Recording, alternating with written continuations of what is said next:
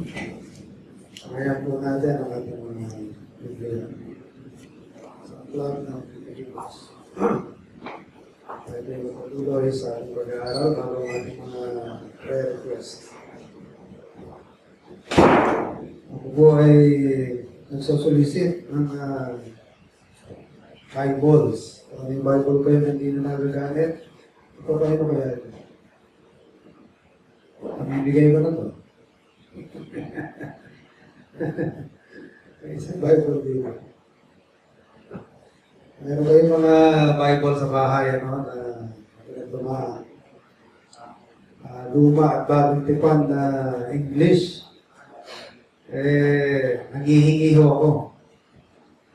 The merrier, the better. The merrier, the merrier. Ako ay nagsimula ng Bible study sa mga kabataan. At yung mga Bible study ko ang hirap turuan na walang Biblia Ang hirap magturo na walang Biblia. Tsaka tuturuan mo muna sila sa Bible. Waling yung lumang tipan talaga, from zero talaga. Zero knowledge. So, inumpisa ko ituro yung New Testament, Old Testament, ilang libro. Saka sinanay ko sila, naghiram ko ng mga Bible para masanay silang magbukas, ano? Pero maganda may sarili silang Bible. Kaya kung meron kayong mga pinagdumaan mga bata pa naman yan, kahit yung maliliit ang letra, pwede nyo pagtsagaan yun. Ito nga, tuloy na ito, nababasa ko pa ito kaya basta mabasa ng mga bata. So kung meron kayo sa bahay ninyo, Gideons, alam ko, nabigyan ko ng Gideons nung dito Kung nag-upgrade na kayo, pinagtan na rin yun, hindi na ninyo nagagamit yung ibang Biblia. Dalhin nyo na lang po dito, natin mga pamimigay. Pero kung tinatouch yung puso nyo magbigay ng brand new, maganda yun. Kailangan Thompson pa. At pray po natin yung Bible study. Philippians chapter 1. Basahin ko po ang verse 10. That ye may approve things that are excellent, that ye may be sincere and without offense till the day of Christ. Alam niyo, sa pinag-aaralan natin elements, ano? Alam niyo ba yun? 5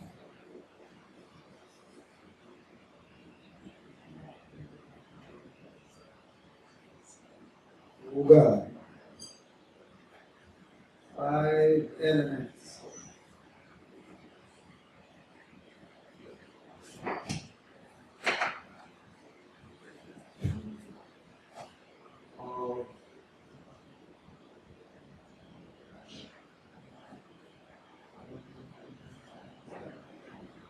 Spiritual growth.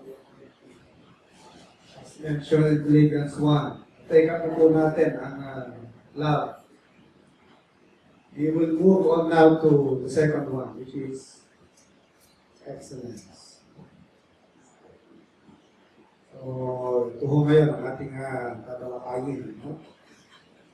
Tatandaan ko ba din itong love? Ang love, meron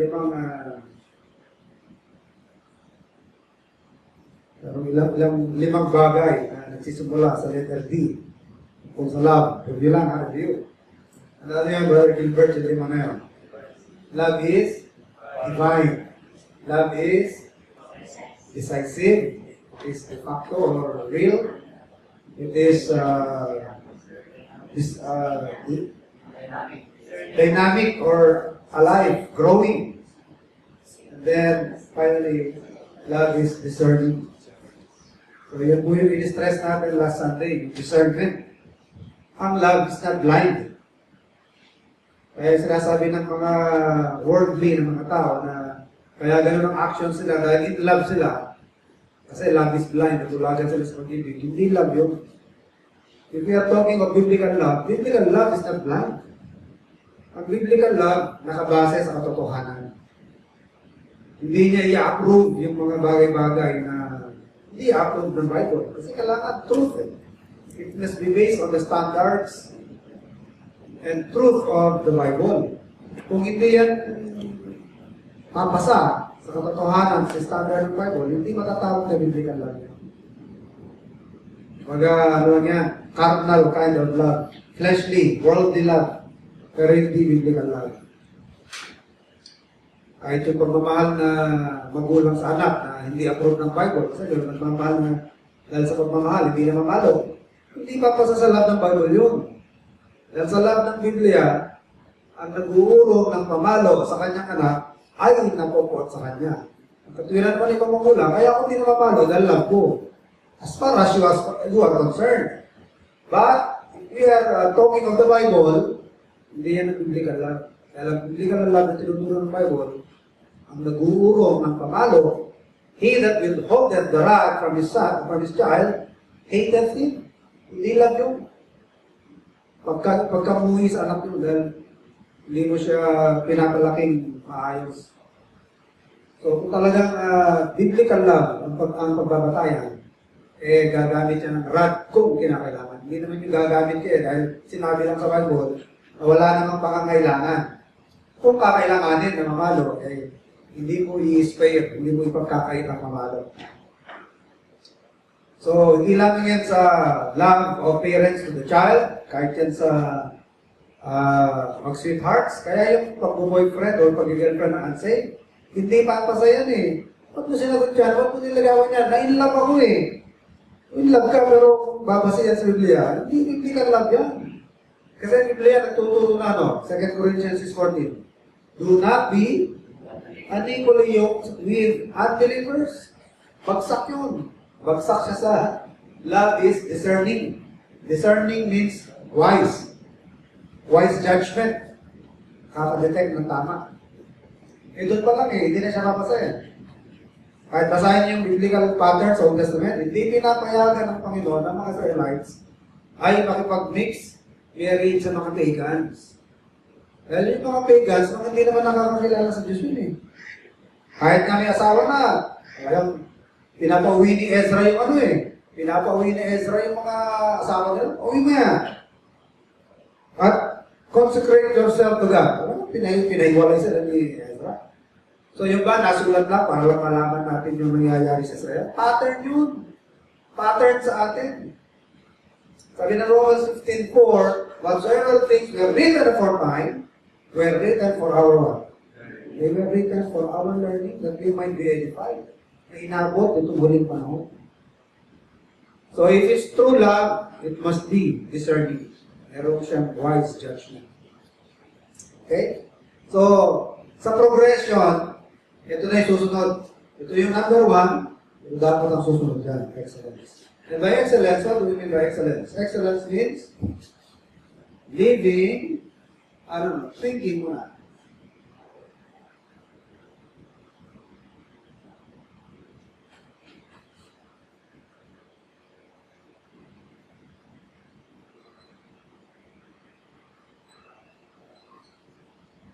Kung ibig sabihin ng excellence. The Chi may approve, sabi niyan. Tinan yung phrase na end that, end. Nung sinabi yung end that, ibig sabihin, karugtong yan ng love. Pinaka-pundasyon. Verse 9 muna, and this I pray that your love may abound yet more and more in knowledge and in all judgment or discernment. And then verse 10, that, ibig sabihin ng expression na that, para. Sabihin, ang magiging basis mo for number 2 is number 1. Kailangan mag-increase ka muna sa love. Pag nag-increase ka sa love, you will approve things that are excellent. So ano ba yung approving things that are excellent? To prove things that are excellent means you are thinking and living biblically. Ang pananaw mo, ang thinking mo, yung pananaw ng Biblia. Tsaka para mangyari yan, sabi yan, you have to what? Prove.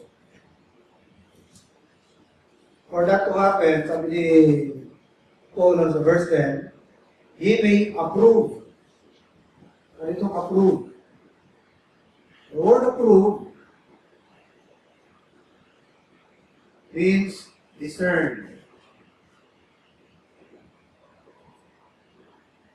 Alam niyo yung para ma-determine ang purity ng gold, anong proseso ang ginagawa? O yun ang paraan para ma-purify. Purify mo. Pero para malaman mo yung purity. Hindi, ano yung method na ginagawa? Ano yung pamamaraan? Whether silver, whether coin, whether gold. May term dun eh. May term dun. Ito mga nag-google na dito, hindi alam eh. Nalimutan dito.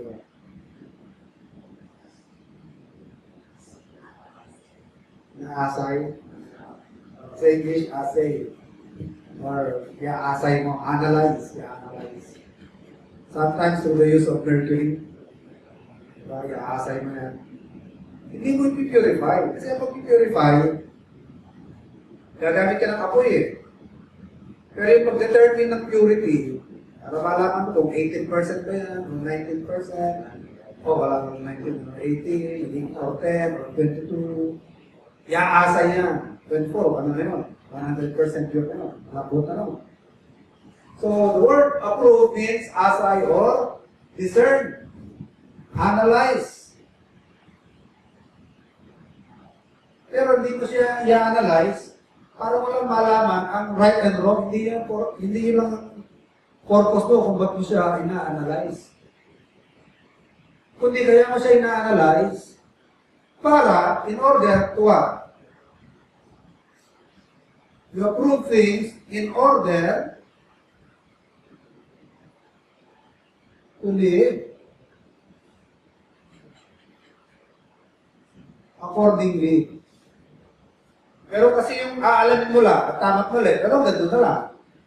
Pero mas maganda yung tinutunan ng problema, inaalam mo, para pag nalaman mo, yun ang tatahakin mo. Yun ang gagawin mo. Kasi kung aaralin mo lang, para malaman mo ang tama't mali, ka-demonyo, kaya gawin yun eh. Ang mga demons, hindi ba nila alam ang tama't mali? Kunting knowledge lang naman kailangan yun eh, para ma-discern mo yung right and wrong eh. Di ba? Pero ang demons, do they have the desire to obey? Ang demons ba, pag nalaman nila yung tama, susundin nila yung tama? Hindi. Kung tayo papari sa demons na alam lang ang tama at mali, tayo, kaya natin inaalam, in order to what? In order to live accordingly. Kung ano yung nalaman mo, tama. So, yung sa order of progression, yun ang ibig sabihin ng excellence. Una, kailangan mo lumago tayo sa pag-ibig, at sa paglago sa pag-ibig, meron dalawang kailangan eh. Na binanggit dyan. Truth, knowledge of truth, sabi dyan, knowledge. You may grow in all knowledge. Knowledge of what? Knowledge of truth. At sabi dyan, in all judgment.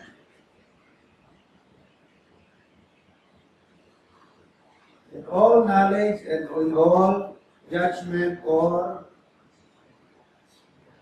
discernment.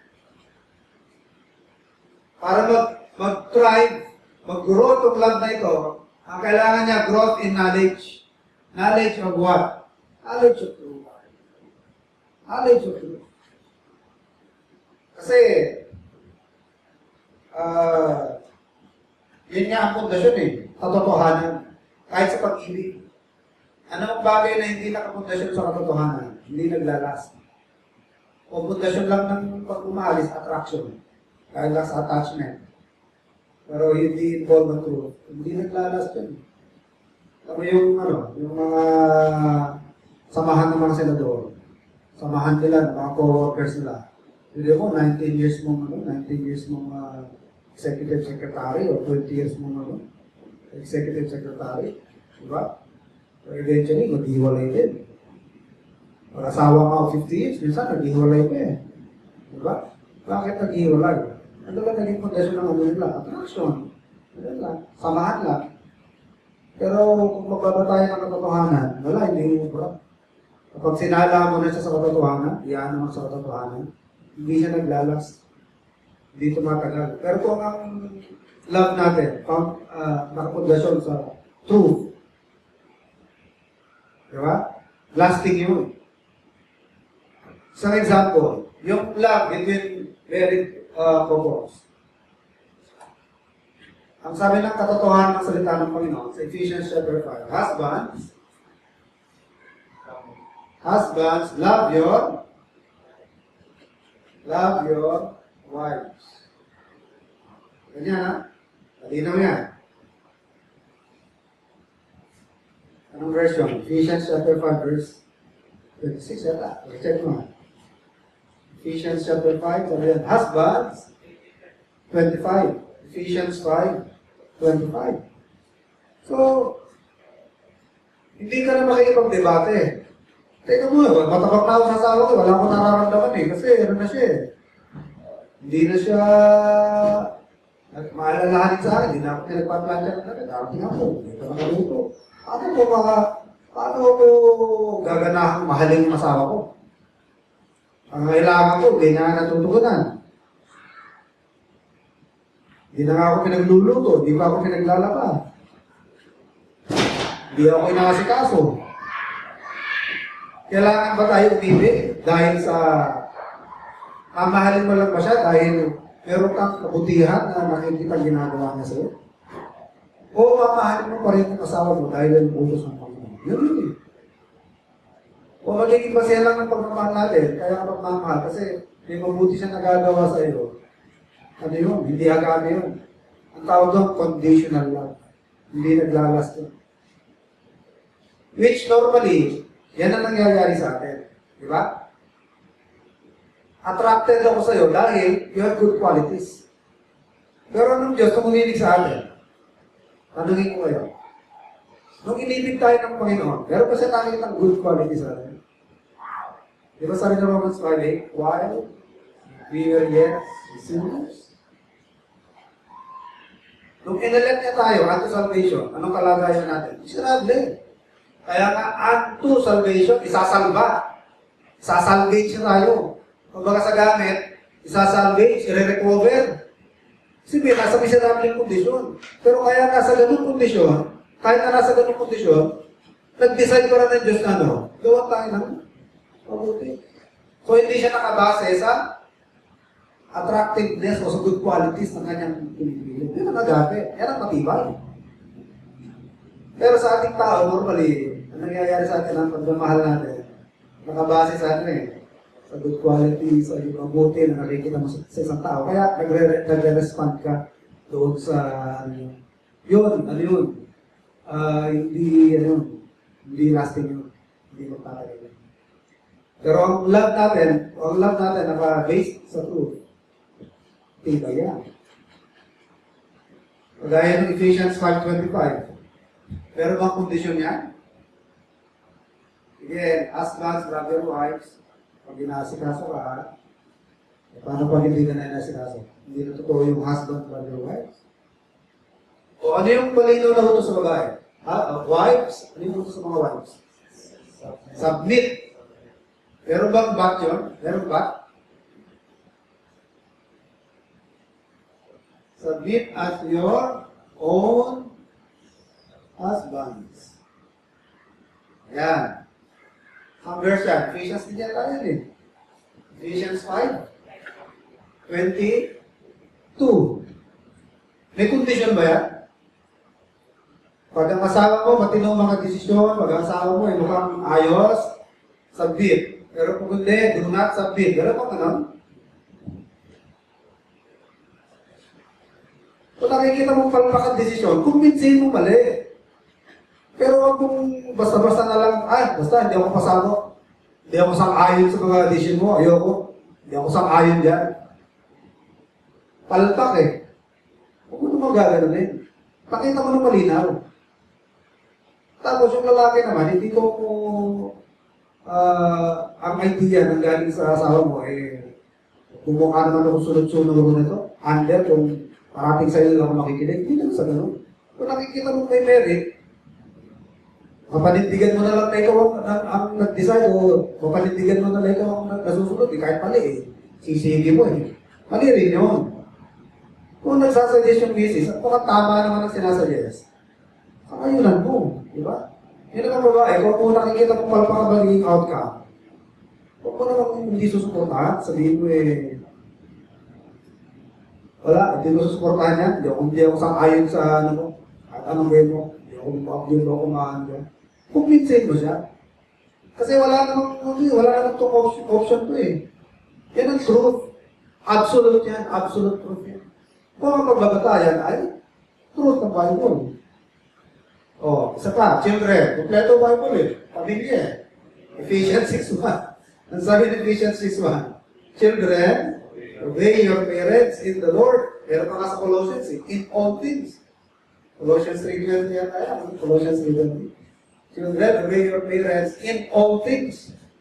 Of course, all things in the Lord. Huwag lang yung masama o kasalanan. So, kung gusto natin mag-grow ang ating love, kailangan mag-grow ka sa truth. Kasi ang truth, ang love natin dapat nakapundasyon sa truth. At pag nakapundasyon sa truth yan, matibay yan. And then, kailangan din yan discernment or wise judgment. So, pag nasa sa iyo yan, madali na sa iyo yung approving. Approve things that are excellent. Pag nag-grow ka sa knowledge, of truth, ito yung way of thinking mo. Pag sinabing thinking, philosophy, yung pananaw mo sa buhay, yung pag-iisip mo, nagiging ano? Nagiging biblical. Kasi maraming pananaw sa buhay eh. Lalo na yung mga gaya nila Shakespeare, si Confucius, si Gautama Buddha, mga pananaw sa buhay yan eh. Ano lang ba yung matunog na tinuro ni Gautama Buddha? Nakakahanga yung mga followers niya from India, pabot pa ng Southeast Asia, ng China, Buddha sila. Actually, matagal tinuro ng Biblia yan eh. Principle of moderation. Yung maging moderate ka sa lahat ng bagay, o sobrang yaman, o sobrang galit, o sobrang gahaman. Moderation lang naman yun eh. Dinaan pa niya sa napakaraming fasting. And all of a sudden, enlightened siya. Sa totoo lang, matagal ng tinuro ng Biblia yan eh. Godliness with contentment is great gain, sabi ng Bible. Having therefore food and raiment, therewith we should all be content. Okay? So, ang pananaw natin mga kapatid, kailangan maging biblical. Pero paano mangyari yan? You have to grow in truth, knowledge of the truth, and also in judgment or discernment. Makakadetect ka ng mali at tama. Para yung magiging pananaw mo, filosofiya sa buhay, biblical. Bakit importante maging biblical yan? Kasi kung biblical ang pananaw mo sa buhay, 100% hindi ka magkakamali. Di ba masarap nung umahakbang ka, nagpapasa ka sa buhay na alam mo, hindi ka nagkakamali.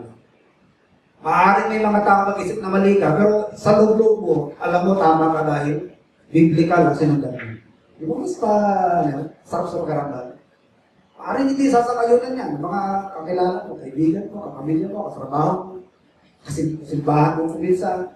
Maaaring hindi nila sasakayunan yan. Pero kung alam mong Biblia, ang nagsasabi, at sinusundan mo lamang ang sinasabi ng Biblia, you have that happy contentment, satisfaction na alam mo na nasusunod mo ang Panginoon ng Panginoon. Yan ang habang natin eh. That you may approve things that are excellent. And, matapos na magat mo yung thinking ng Bible, yung pananaw ng Bible, hindi mo lamang i-approve eh. Ibig sabihin ng approve, ma-analyze. Ma-analyze mo. Pero bakit mo ina-analyze? In order to live accordingly. Susunod yung desire mo na mabuhay. So, nalaman mo na, ito pala pananaw, ito pala ang tamang guideline sa buhay, doon ako mabubuhay. Yan ang pamumuhay ko sa akin. Yan ang ipapractice ko. Yan ang ipapractice ko ngayon. Halimbawa, yung practice of tithing. Kung nagtanong na walang pagkakaiba ng practice kailan mo ito, last Saturday ito. Nagtanong ako. Oo. Pag sinabi kasi practice, maraming practice eh. Merong church practice. Merong personal na practice mo sa Christian life. Pag nagsimula kang i-practice ang tithing, halimbawa, maraming hindi sasamahin sa'yo. Kasi ang tithing is a way of life for believers. Diba? Biblical ba yan? Yes. Turo ng Biblia yan. It's truth. Katotohanan yan. So, dahil tinuro ng Biblia, nagiging pananaw mo na inaadap mo ng pananaw. Dapat ginagawa. At dahil naadap mo na siya, na pananaw mo na nabasa sa katotohanan, yun na ngayon ang iyong ipapamuhay o ipapractice sa buhay mo. Ngayon, meron mga kontra dyan, kung hindi nakakaunawa, di ba? Lalo na, kung asawa mo, unsafe. O, ba't mo tinatype yan? Galing sa akin yan Lalo asawa mo, provider, tapos inakalan ng tahanan, hindi mo magawa yung gusto mo, di ba? Kukwestiyonin na yan. Kung nawala ang 10% nito pera, saan napunta? Di ba? Ikaw nagan mo yan Ipa-practice mo yan. So, kung ano yung nagan mo katotohanan, yun ang nagiging way of thinking mo. At dahil naging way of thinking mo yan din yung magiging way of life. Parating nakabase yan sa konsepto na nalaman ng tao. Ganon din ang religion. Bakit ang religion ng iba ganyan? Yun ang alam nilang konsepto Yun ang konsepto nila tungkol sa Diyos, kaya yun ang practice nila sa religion nila. Samba sa baka, kasi ang tingin nila sa Diyos, parang baka lang, parang hayop lang. Bakit may involved na lust sa religion? Alam niyo ba na kahit ang lust nasa religion? Alam niyo ba yung bakit ang mga simbahan may mga tulis? Alam niyo ba may mga tulis ang simbahan? So, bilis. Phallus, that is phallus. Worship of male sex organ. Yun ang sinisimbolize ko. Nakikita niyan sa Rome. Meron kanya sa Rome, di ba? Sa Vatican. Sa harapan ng plaza. St. Peter's Basilica. Saan pa meron niya? Sa Washington DC. Sa Washington DC. Meron yan. Hindi nila alam nila o nagbabubuhan lang nila. Pero talaga original niya. Pagsambayan sa male organ, dahil paniniwala nga nila, araw, Diyos yan. So, paglagyan nila ng ganyan, ang konsepto nila, yan ang nagbibigay ng fertility. Fertile land, good harvest. Kaya tuloy, sa religion nila, involved yung sexual immorality. Kaya nga sa Corinth, meron silang idol na many-breasted goddess, yung kilala niyo yan, si Aphrodite. Isa siyang female figure na multiple-breasted kasi sinisimbolo niya is fertility. Kaya tapos ang dami mga figures ng hayop, mga gulay, mga utas, sa katawan niya. Now, to worship her, involved yung sex act sa temple. Kaya nga ang temple, nag-maintain ng 1,000 prostitutes sa Corinth. Ano yun? Pasweldo ng gobyerno yun. Government funded yun. Tinutustusan ng gobyerno yun. To cater to the worshippers. O bakit gano'n ang religion nila? Because of their concept. Yun ang sinasabi ko na, kung anong nasa thinking mo, konseptong na-adapt mo, tama o mali, yan ang ipamamahay mo. Kaya kung bakit mali ang pamumuhay ng ilang tao, mali ang konseptong natutunan. Kung bakit nagiging tama, kasi tama ang nada, tama ang nalaman. Pero truth na nakuha, kaya yun ang kanyang pinapractice. Kaya importante yung growth in truth. At ang love, parating involved sa love and truth. If you love me, keep my commandments. Alam mo yung commandments ng Panginoon.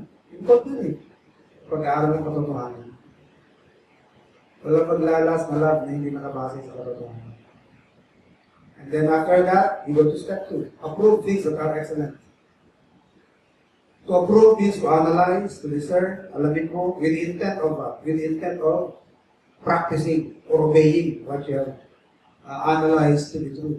Hindi lang yung malaman mo lang tama mali, wala na. Para ka lang demonyo. Walang pinag-iba sa demonyo yan. Kasi yung demonyo, alam din ang tama mali. Alam din nilang merong isang Diyos, nanginginig pa nga sila Di ba? They know that there is one God. They even pray. So, kailangan, you go step further than that. Hindi lang yung malaman mo tama mali. Kailangan, inaalam mo, para malaman mo kung ano tama, and then, meron kang intention na ipamuhay ko ano yung tama na natutunan. Yun ang isbin ng approved to live accordingly. Okay?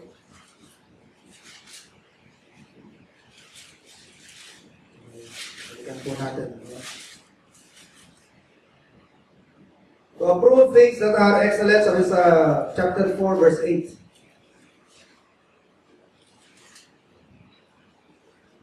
Andiyan yan. Chapter 1, verse 10. At sa chapter 4, verse 8, yun din na sinasabi.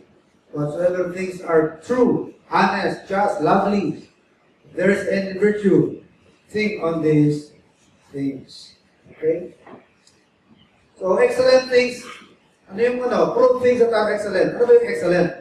Excellent things are all the truths, attitudes, thoughts, words, and deeds that are expressions of God's will for the believer. They are the elements of sanctified, holy thinking and living. So, pag sinabing approve things that are excellent, ano ba yung things that are excellent? Sa isayin natin, ha? Things that are excellent. Ano yan? Excellent things. What are the excellent things?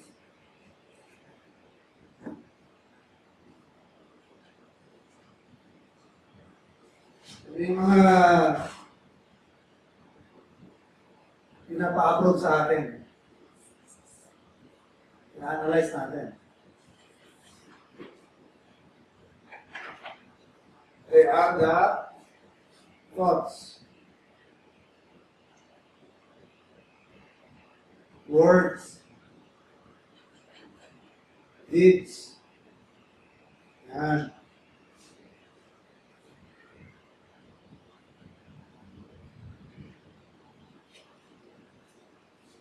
truths, attitudes. Ano ko malalaman na yung ganitong klaseng attitude tama o mali? Ano ko malalaman na ganitong kilos, action, tama o mali? Ano ko ba malalaman kung ang salitang ito tama o mali? Ano ko malalaman yung ganitong pag-iisip, tama o mali? Diba? So, diyan lalabas yung approve, analyze. Okay, magiging basihan ko niyan, Biblia. Biblia magiging basihan natin. Kaya nga ang Bible, tinatawag na canon. Isang tawag sa Bible, canon of Scripture. Ano ba yung canon? Hindi yan, camera. Canon means measuring stick. Stick. Pat-pat. Kasi nung araw, wala pa naman silang inch. Wala pa naman silang, So, stick lang. Yan ang nagiging sukatan. Yan ang nagiging pamantayan. Ibig sabihin, lahat ng ating iniisip, kailangan, ang magiging pamantayan, panukatan, o basehan, Scripture. Kaya canon of Scripture. Lahat ng ating isip, salita, gagawin, katotohanan, attitude, kailangan pumapantay sa sinasabi ng Biblia. Kapag hindi yan sumasang-ayon sa sinasabi ng Biblia, wala, mapapalpak tayo. Patay tayo na, magkakaproblema tayo. Tandaan po natin, any problem is always the result of a violation. Tandaan yan. Yung principle na yan, kahit saan mo daanin yan. Kaya may problem, mayroong violation. May problem ka sa health, may na-violate ka. May problem sa relationships, may na-violate. Problem sa trabaho, nagka-problema, may nag-violate ka. Pero hindi nakasunod dyan sa procedure. O sa trabaho niya. Kahit anong problema. Sasakyan, nagkaka-problema sa sasakyan, pero mga maintenance na hindi nagawa. Kahit anong bagay. Kaya nagkaka-problema, meron mabayolate. Pero kung walang mabayolate, parating sumasang-ayon, umaayon sa pamantayan, smooth. Anong problema yan? Okay? So, approve things that are excellent. And what are the things that are excellent? The thoughts, words, deeds, truths, attitudes that are approved by the Bible. Kaya nga sabi ng Bible, sa words, when it comes to words, ano sabi ng Bible? Let no corrupt communication proceed out of your mouth. Kahit yung pagbibiro na hindi nararapat. Just things that are not convenient, sabi sa Bible. Hindi sa tayo nagiging killjoy, pero Meron mga jokes. Meron mga jokes na below the belt. Meron mga jokes na papasya pa siya sa taster. Pero meron mga jokes na in bad taste. Masyadong personal. Masyadong clean. Masyadong nakakasakit. Yan, tawag niya sa Bible is just things that are not convenient. And when it comes to words, sabi ng Bible, let no corrupt communication proceed out of your mouth. Pagdating sa deeds, alam naman natin yan, tayo mananakit ng ating kapwa. And do things that are right. Thoughts. Ganun din. Hindi dapat tayo nag-entertain ng mga negative things. Mga pangit na mga kaisipan. Actually, ang Bible, merong sinasuggest na paraan eh. Para ma-discern natin kung tama ba o mali ang ginagawa natin eh. Meron sinasabi sa Romans, ano? Romans, sabi rin the book of Romans, chapter 14 na tayo. I-check nyo nga. Ang wordings niya is,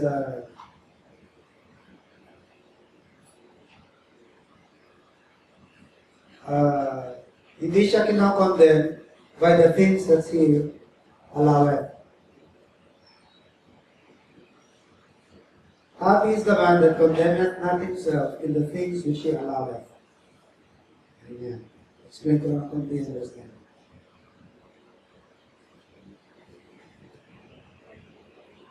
(14:22), verse 22 of chapter 14. Hast thou faith? Have it to thyself before God. Happy is he that condemneth not himself in the thing which he alloweth. Alam niyo ibig sabihin ng verse na yan? Paano ko malalaman kung yung isang bagay na ginagawa ko tama o mali? Yan ang isang maging progresihan. Pag ginawa ko ba ito, hindi ako makukonsensya. Hindi ba ako i-condemn ng konsensya ko? Pero kung matapos mong gawin, parang sisig-sisig ka, hindi na-condemn ka. Ibig sabihin na, mali yan. Okay niyo? Pag may ginawa kang bagay, tapos nagsisisi ka naman, parang mali yung ginawa mo na yan. Kasi kung tama yan, hindi mo pagsisisihan yan eh. Tama yan eh, di ba?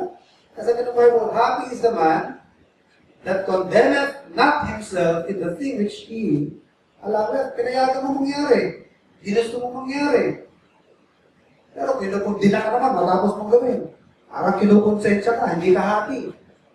Lungkot na lungkot ka, nagawa mo, sisig-sisig ka. Ano, mali sa ginawa mo.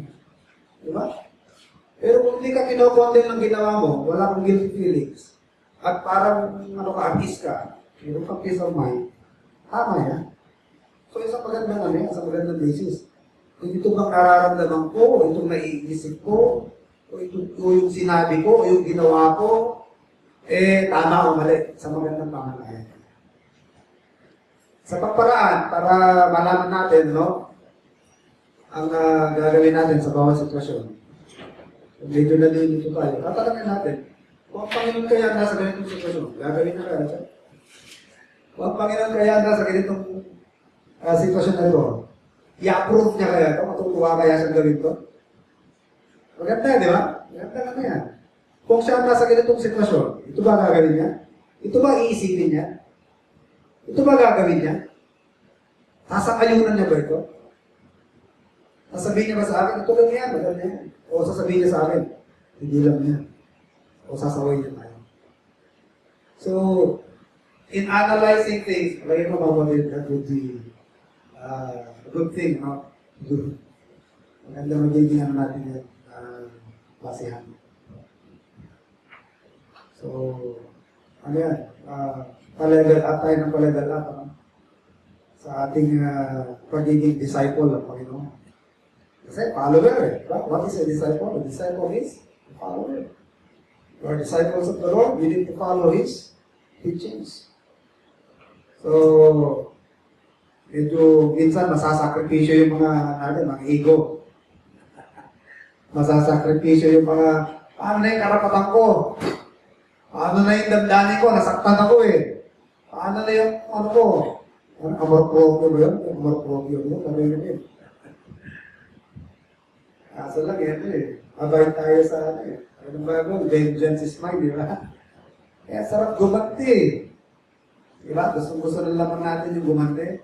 Ang sabi ng Bible, huwag yung gagawin yan. Vengeance is mine, di ba? I will repay, saith the Lord.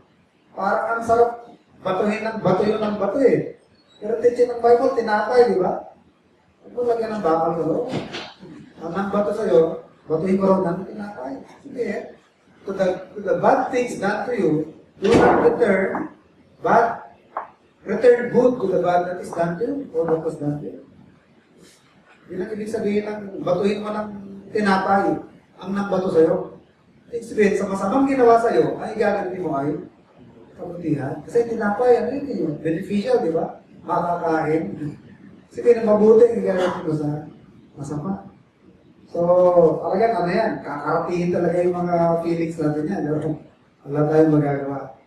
Kasi ang human nature natin, hindi eh. Parang nasasatisfied lang pag nakaganti.